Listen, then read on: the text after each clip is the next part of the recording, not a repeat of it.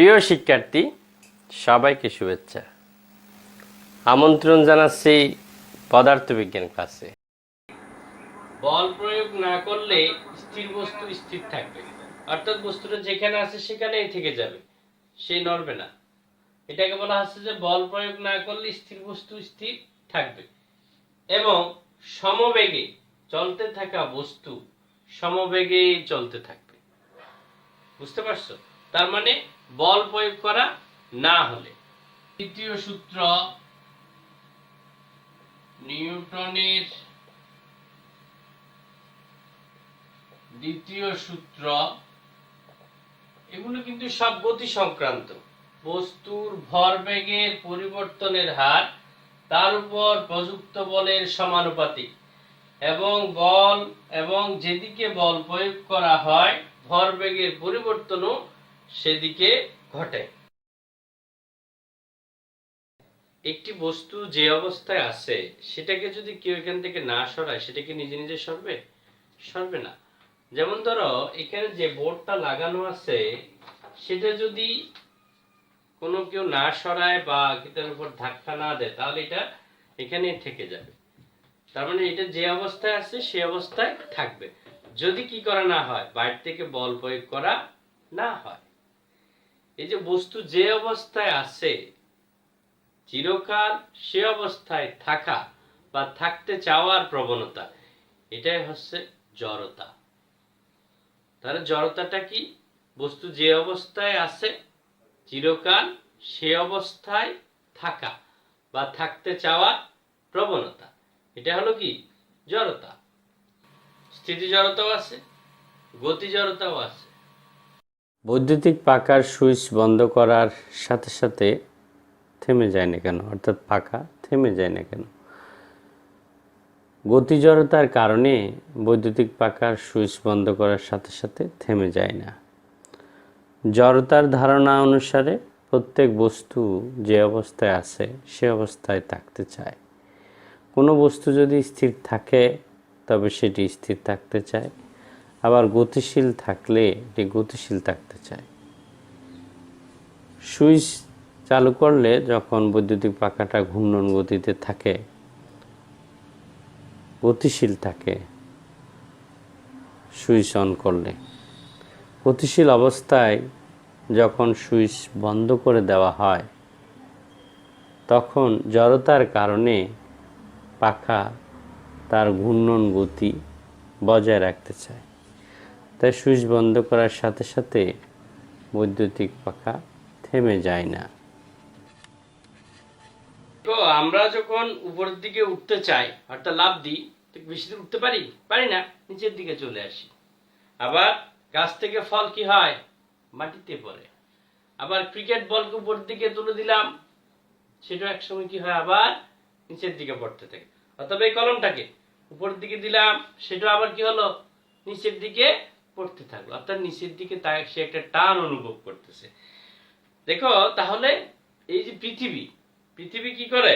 আমাদেরকে তার নিজের দিকে টানে। তাহলে পৃথিবী আমাদেরকে কি তার নিজের দিকে টানে বা আকর্ষণ করে। শুধু পৃথিবী কেন, সবকিছু আমাদেরকে আকর্ষণ করে। এই মহাবিশ্বের যে কোনো দুটি বস্তুর মধ্যে আকর্ষণকে বলা হয় মহাকর্ষ। কি বলা হয় স্যার? মহাকর্ষ। যেমন ধরো খাতা ও কলমের মধ্যে আকর্ষণ, মহাকর্ষ। চন্দ্র ও সূর্যের মধ্যে আকর্ষণ, মহাকর্ষ। এবার আসি নিউটনের সে আপেল বাগানের কথাটা বলি।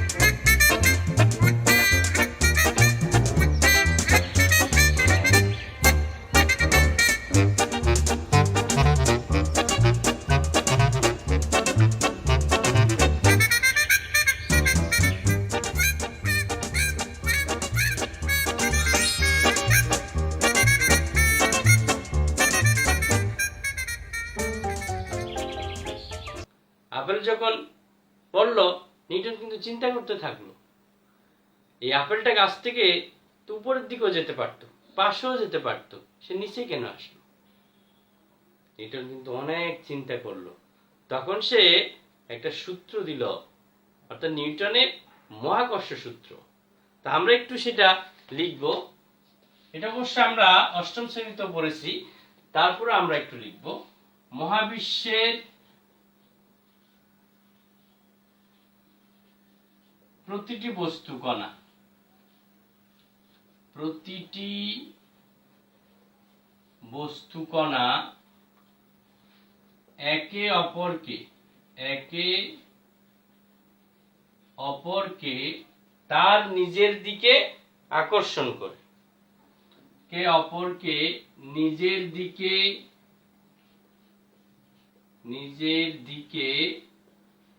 কি করে স্যার? আকর্ষণ করে।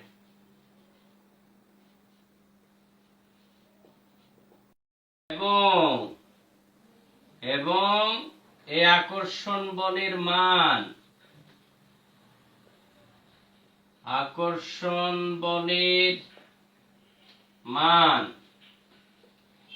বস্তু কণাদ্বয়ের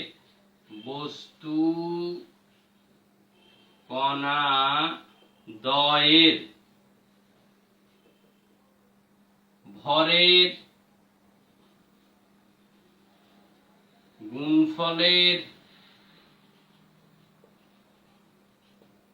গুণফলের সমানুপাতিক।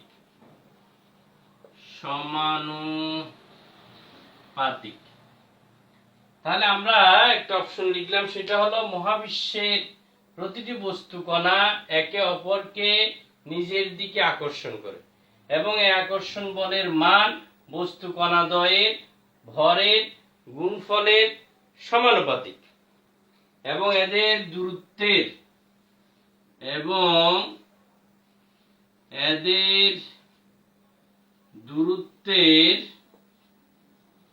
বর্গের ব্যস্তানুপাতিক।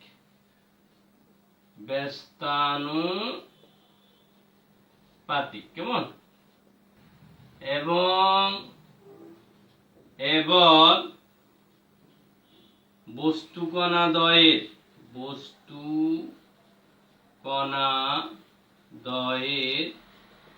সংযোজক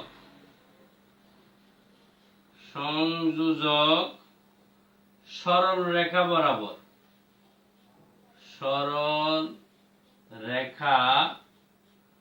বরাবর ক্রিয়া করে।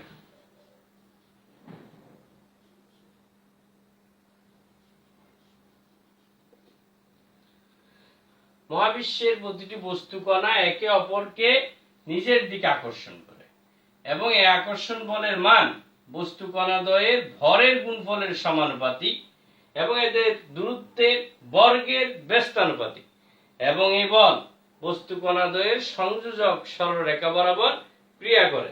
তাহলে আমি যদি তোমাদেরকে দেখাই, আমার এখানে ধরো একটি বস্তু আছে যার ভর m1, আবার ধরো এখানে আরেকটি বস্তু আছে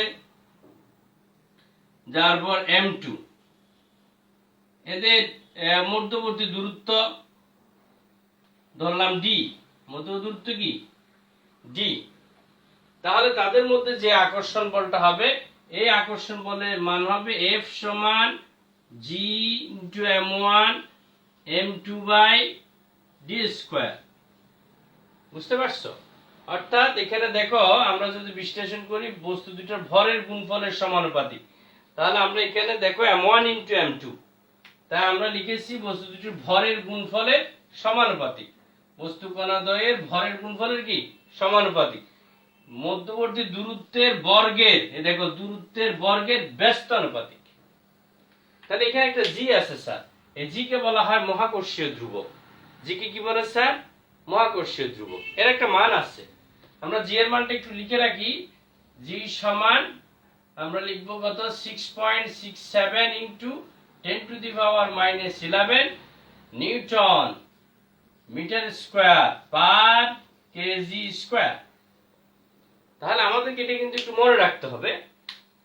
জি এর মান, জি মানে মহাকর্ষীয় ধ্রুবক, g সমান কত 6.67 into 10 to the power minus 11 newton metre square per KG square.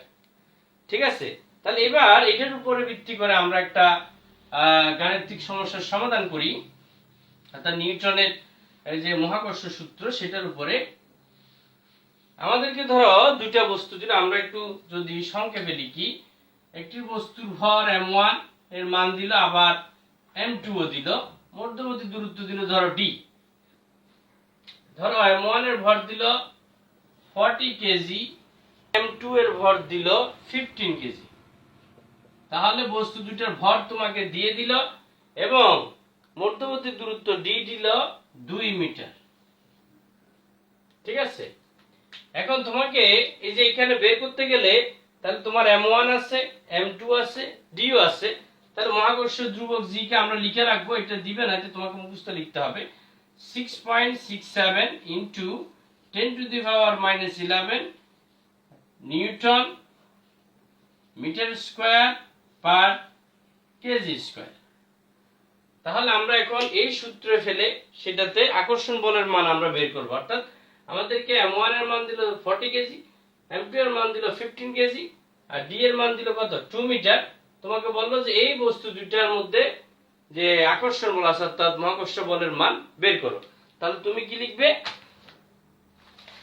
তুমি লিখবে আমরা জানি। তো লিখো আমরা জানি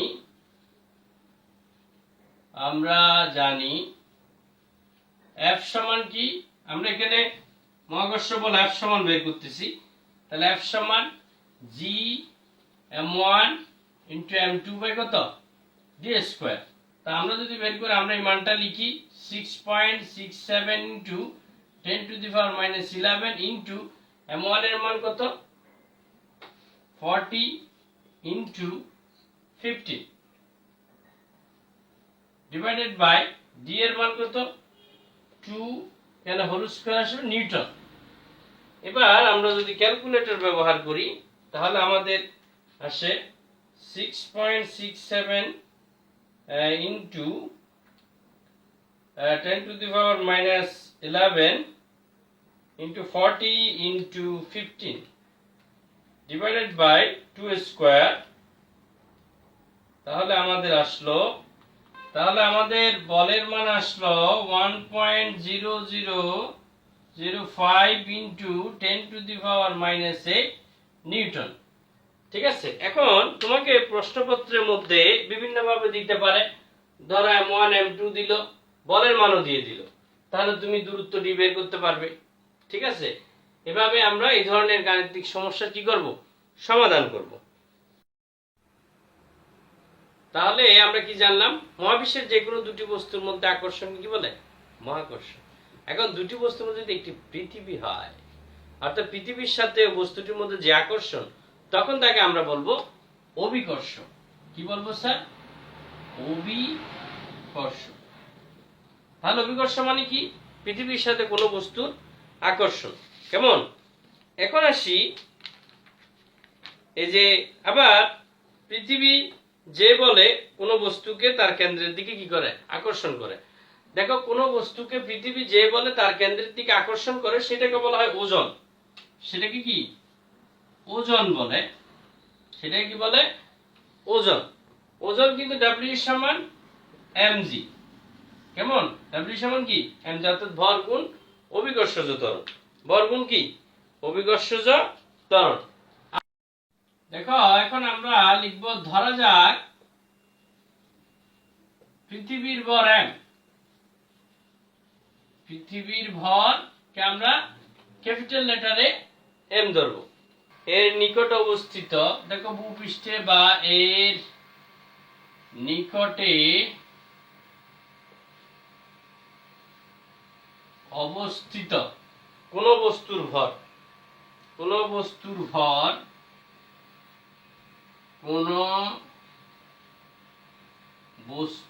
ভর এটাকে যদি আমি স্মল লেটার m দিই, কোন বস্তুর ভরকে আমি কি দিলাম স্মল লেটার। দেখো আমি এখানে পৃথিবীর ভরকে m ধরলাম, আর ভূপৃষ্ঠে বা এর নিকট অবস্থিত কোন বস্তুর ভরকে কি ধরলাম এম ধরলাম, অর্থাৎ স্মল লেটার এম, আর ডি সমান বস্তু পৃথিবীর কেন্দ্রের মধ্যবর্তী দূরত্ব। আর একটা দূরত্ব লিখব, বস্তু ও পৃথিবীর কেন্দ্রের মধ্যবর্তী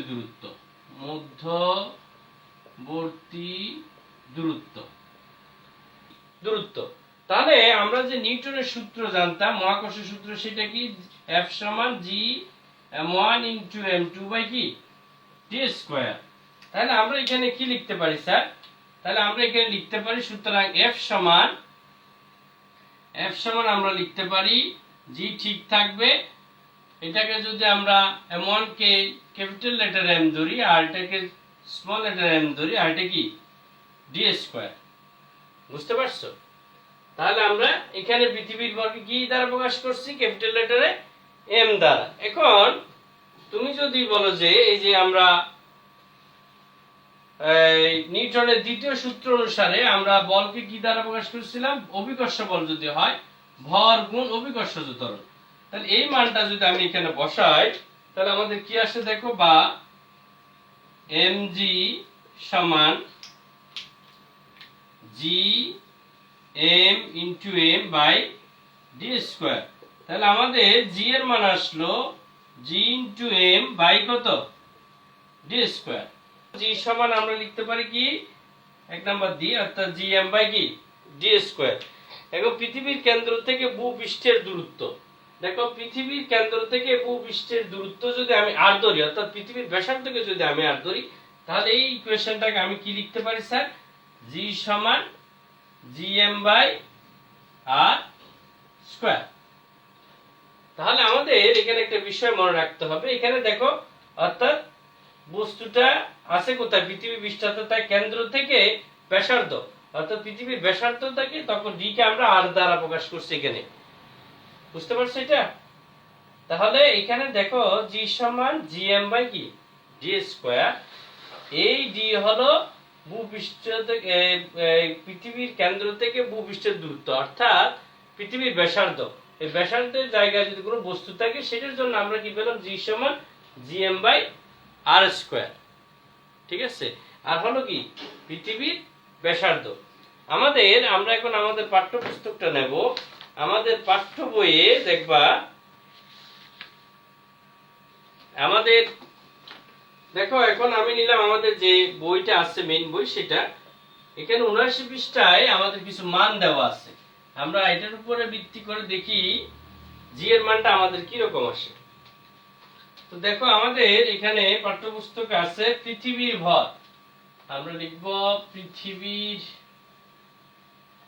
ভর, ক্যাপিটাল লেটারে m সমান, এখানে দিছে 5.98 into 10 to the power 24 KG. তারপরে আসো পৃথিবীর ব্যাসার্ধ। পৃথিবীর ব্যাসার্ধ আর সমান আছে 6.37 into 10 to the power 6 metre. এবার এখান থেকে আমরা যে অভিকর্ষজ ত্বরণ আছে, সেই ত্বরণের মানটা আমরা এখান থেকে বের করব। তাহলে এই সমীকরণের সাহায্য নেব আমরা। তাহলে যদি আমরা সাহায্য নিই, এখানে আমাদেরকে জানতে হবে মহাকর্ষীয় ধ্রুবকের মান। মহাকর্ষীয় ধ্রুবক g সমান কি sir? 6.67 into 10 to the power -11 newton metre square per KG square. তাহলে আমরা যদি এই সমীকরণ ব্যবহার করি, লিখব কি? আমরা জানি g সমান gm বাই r স্কয়ার। তাহলে আমাদের মান কি আসে স্যার? এটার মান বসাই 6.67 ইনটু 10 টু দি পাওয়ার -11। এখানে আমি চাইলে একক লিখতে পারি, newton metre square per KG square. তারপরে আছে গুণ, m এর মান কত 5.98 into 10 to the power 24 kg divided by কত থাকে স্যার divided by r মানে 6.37 into 10 to the power 6 এখানে আসছে মিটার এখানে দিবে হোল স্কয়ার।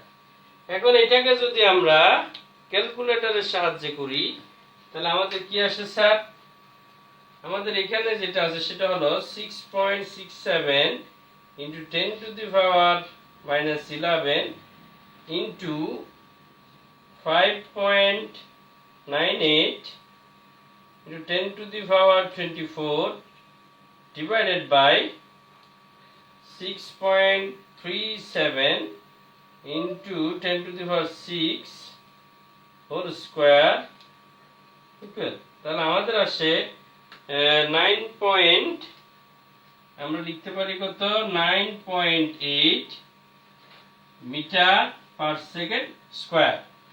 তাহলে দেখো আমাদের যে মানগুলো দেওয়া আছে এগুলোর সাপেক্ষে আমরা জি এর মান কত পেলাম 9.8 মিটার পার সেকেন্ড স্কয়ার। সর্বোপরি তোমাদের সুস্বাস্থ্য কামনা করে আজকের পাঠ এখানে শেষ করছি। ধন্যবাদ।